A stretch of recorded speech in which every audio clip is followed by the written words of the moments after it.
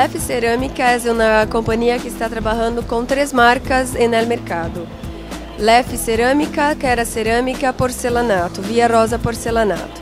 Estamos trabajando con prácticamente 700 empleados en la compañía de forma directa y 4.000 empleados de forma indirecta.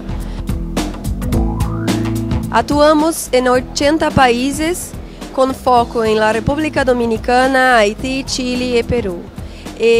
Hacemos en el facturamiento de la compañía 10% de esta exportación.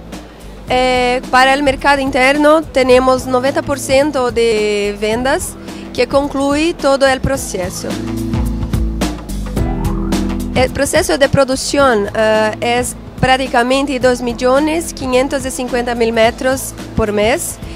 Estamos acá para mostrar nuestra nueva colección, que es el porcelanato, la línea Pietra Naturale, con una cantidad muy grande de insertos y nuevos revestimientos que concluye la parte de monoporosa.